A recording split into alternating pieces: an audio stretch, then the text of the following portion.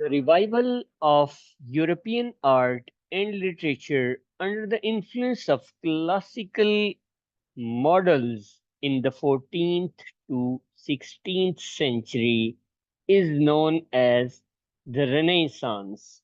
The culture and the style of art and architecture developed during this particular age where revival or renewed interest in the antiquity led to the creation of this particular age.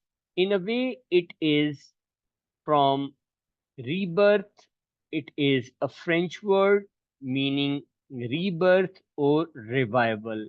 Intellectual and economic changes that occurred in the Europe during these two centuries, and then the Europe emerged from the economic stagnation, Middle Ages, and experienced a form of financial growth.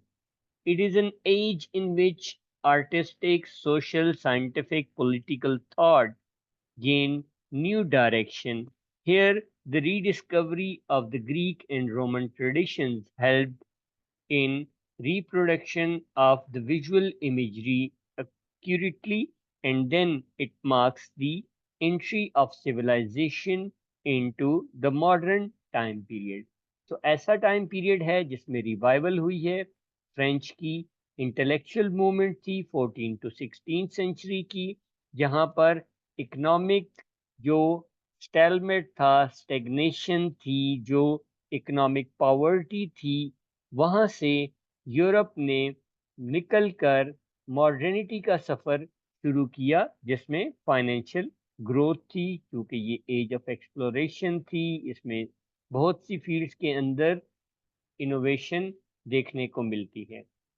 जो सबसे बड़ा centre था renaissance का वो Italy था. fall of Constantinople and 1453, where the Greek scholars gathered in the Florence city of Italy. Here we see that medieval characteristics सबसे पहले जो है ना वो साइडलाइन हुए और न्यू टाइप ऑफ मॉडर्निज्म को वेलकम किया गया और वहां पर वो इमर्ज हुआ. इटली में जो ब्रेक डाउन था ओल्ड ट्रेडिशन से and adaptation of the new civilization era, वो इतना कंप्लीट था, इतना एडवांस था कि बाकी यूरोप ने उसको फॉलो किया. So Italians were closer in language and in blood to the old Romans, क्योंकि वहाँ पे लैटिन में जो ओल्ड लिटरेचर उनको मिलता था, ग्रीक लिटरेचर जो मिलता था वो ट्रांसलेट हो चुका हुआ था लैटिन में. तो रोमन्स ने ज़्यादा जल्दी वेलकम किया in existence in the peninsula of so many moments of the civilization and grandeur of the ancient Rome. So ancient Rome के साथ इटली का और रोमन पीपल का क्लोज कनेक्शन था, इस वजह से इटली में ये जल्दी वेलकम हुआ.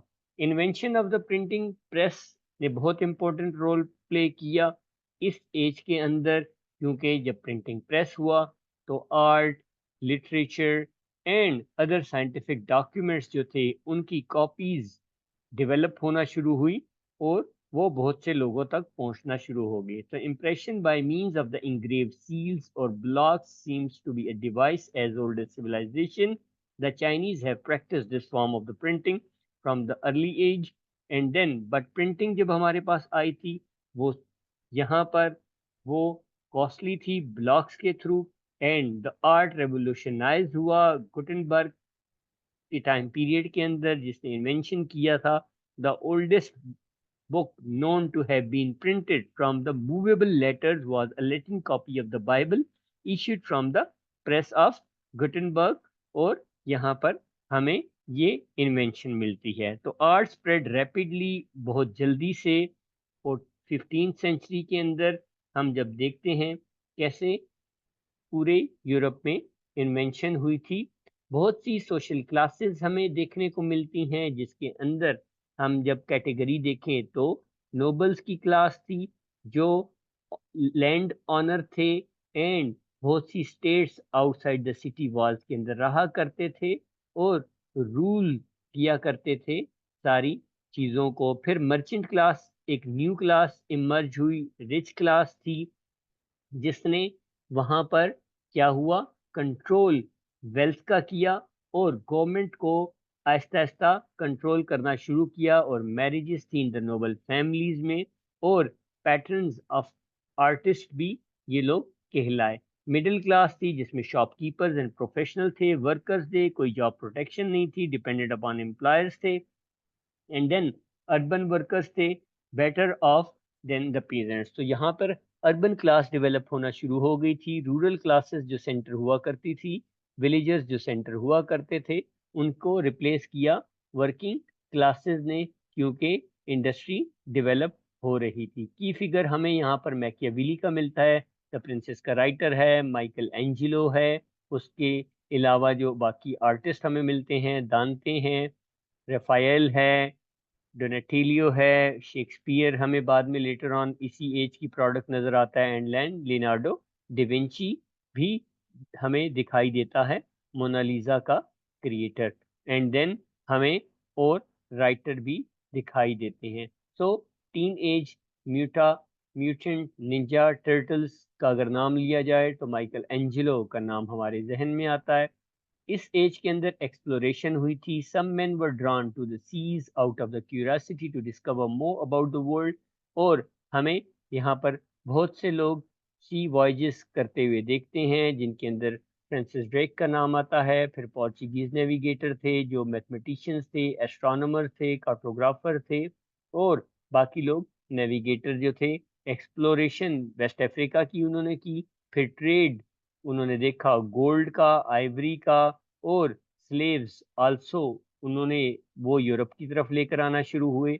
एंड देन सारे वाटर के route to Asia and Europe की तरफ जो कनेक्टिविटी स्टेब्लिश हुई, उसने भी यूरोप को बहुत अमीर बना दिया, क्योंकि सारी वेल्थ का जो मरकज था वो यूरोप की तरफ था, जिसमें स्पेनिश आर्मेडा का बहुत इंपॉर्टेंट रोल हमें मिलता है। किंग जो है वो हमें दिखाई देता है, Ferdinand and queen Isabella of Spain. और इसी तरीके से हमारे यहाँ पर हेनरी एट्थ, एंड देन उसके बाद एलिजाबेथ का रोल भी हमें दिखाई देता है। तो rebirth attracted visitors from all over the Europe, and when the travellers returned home they brought ideas with them. New creativity लेकर आए, न्यू आइडियाज लेकर आए, और वो न्यू इन्वेंशन इन्होंने अपने एरियाज के अंदर वो अप्लाई करना शुरू होगी। So there were very notable effects of the renaissance. पहला जो था वो क्या था, growth in the demand of books, then humanism emerged, then rebirth of the classical studies, then restored the broken unity of the history, reformed education, aided development of vernacular literature, and then called into existence the science of archaeology and historical criticism. और हमारे पास आखिरी चीज जो important मिलती है वो क्या है, रिलीजियस रिफॉर्म्स की मिलती है। सो कनेक्शन इस्टेब्लिश हुआ ग्रीक्स का मौजूदा यूरोपियन के साथ, रोमन्स का कंटेम्प्रेरी यूरोपियंस के साथ, वर्नैक्युलर लोकल लिटरेचर डेवलप होना शुरू हुआ, एजुकेशनल रिफॉर्म्स आए, और क्लासिकल स्टडीज की रीबर्थ हुई। So that led to the creativity and invention. और इसी वजह से यूरोप बाकी दुनिया से इस टाइम पीरियड के अंदर बहुत आगे चला गया, क्योंकि इन्होंने आर्ट के ऊपर फोकस किया, लिटरेचर के ऊपर फोकस किया, हिस्ट्री के ऊपर फोकस किया। They learn from the history, they learn from the Greek legends, and they started developing and gaining more power and influence with the passage of time. So Renaissance affected in the Christian world, Christian West, an intellectual and moral revolution so profound and so far-reaching in its consequences that it may be well likened to that produced in the ancient world by incoming of Christianity. तो Christian world को उसने बहुत ज़्यादा help किया था, और जितने भी क्रिश्चियन स्कॉलर्स थे और क्रिश्चियन कंट्रीज थे, दे गेन्ड और दे yielded the maximum out of this particular moment. वहाँ पर जो नॉर्दर्न रेनेसांस है recover slowly from the black death से, and then begin in Flanders, France, Belgium and Netherland में, Spain, France, Germany, England begin, वहाँ पर 1500 में हुआ, spread in the north bay, एंड यहाँ पर हम देखते हैं ट्रैवलिंग है 1492 के अंदर, और हमें वहाँ पर स्पेनिश आर्मेडा भी नज़र आता है, जहाँ पे हम देखते हैं कि किस तरीके से 1492 में जो लेटर्स लिखे गए थे क्रिस्टोफर कोलंबस ने क्वीन और king of Spain Isabella and Ferdinand को, उसके अंदर हम देखते हैं किस तरह से उन्होंने कंट्रोल किया अमेरिकन लैंड, और अमेरिका से जो नेटिव अमेरिकन की वेल्थ थी वो लेकर आए, स्लेवरी को लेकर आए।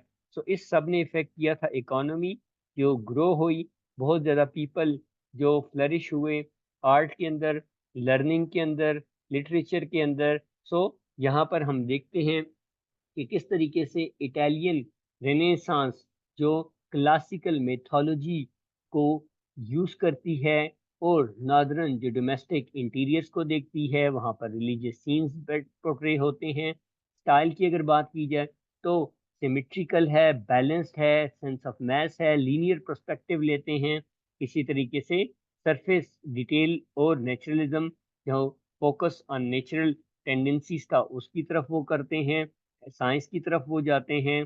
और यहाँ पर फिगर्स हम देखते हैं, वॉल्यूम नॉलेज देखते हैं, अंडरलाइंग एनाटॉमी देखते हैं, फिर माइन्यूट डिटेल देखते हैं चीज़ों की। और हमारे पास बहुत सी एग्जांपल हैं, जिसमें top rated example Michelangelo and then Leonardo da Vinci की दिखाई देती है।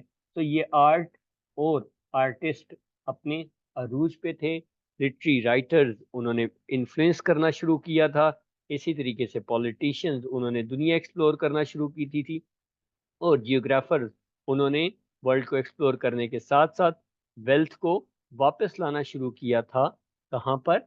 इंग्लैंड में और दूसरे यूरोपियन कंट्रीज के अंदर। तो एक ऐसी मूवमेंट है जिसने यूरोप को बहुत पावरफुल बनाया, और इस पावर की वजह से यूरोप का इन्फ्लुएंस बाकी दुनिया के ऊपर वो बढ़ता गया।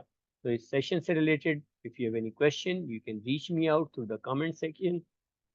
Till our next session, stay happy and make others happy and peaceful. Take care. Bye bye.